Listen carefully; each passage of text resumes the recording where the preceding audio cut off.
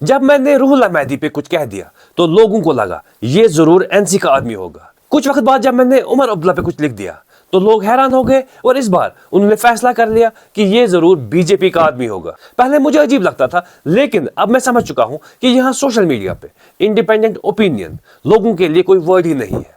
वो तुम्हारी हर बात से तुम्हें किसी न किसी पार्टी से जोड़ ही लेंगे। अस्सलामु अलैकुम फ्रेंड्स, मैं वाजिद मिर्जा। दोस्तों, यहाँ मुझे इमाम हुसैन की एक बात याद आती है।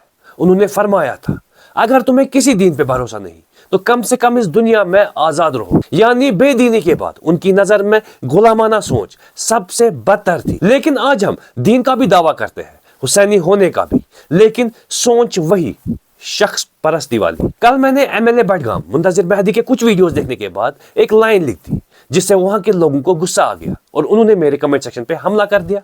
लेकिन अपनी बात कहने से पहले मैं एक बात जरूर कहना चाहूंगा। मैं बडगाम में बहुत कम लोगों को जानता हूं, लेकिन कल उनके कमेंट्स पढ़ने के बाद एक बात का यकीन हो गया कि बडगाम के लोग बहुत ही मुअज़्ज़ब किस्म के लोग हैं, क्योंकि इतना गुस्सा होने के बाद भी किसी एक ने भी गंदी जुबान का इस्तेमाल नहीं किया, जो मेरी नजर में एक कौम की शराफत की पहचान है।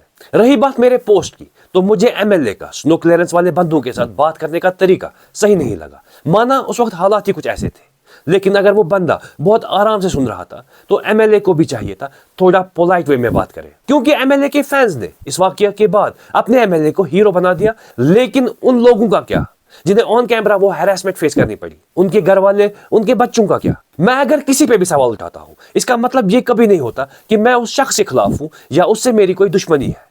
मैं मोस्ट ऑफ द टाइम्स उसी पे सवाल उठाऊंगा जिससे मुझे बेहतर की उम्मीद हो। और मेरा मानना है कि एक पॉलिटिशियन को सपोर्ट सिर्फ तब तक करना चाहिए जब तक वो इलेक्शन जीत जाता है, और उसके बाद अगले 5 साल तक सपोर्ट नहीं, सवाल उठाने की जरूरत होती है। आज 2026 में भी अगर हम शख्स परस्ती के रास्ते पे ही चलते रहे तो यकीन जानिए 2050 में भी इसी हाल में होंगे। 10 में से 7 सवाल हमेशा अपने फेवरेट लीडर पे उठाओ और बाकी बचे 3 सवाल दूसरे लीडर्स के लिए रख दो। लेकिन अब जो पॉलिटिशियंस की आईटी सेल में ही काम करते हैं उन पे ये अप्लाई नहीं होगा, तो उनसे बस इतना कहना चाहूंगा कि मन लगा के काम करो। यहां मैं ये भी क्लियर कर दूं कि मैं किसी के खिलाफ नहीं, लेकिन किसी का सपोर्टर भी नहीं।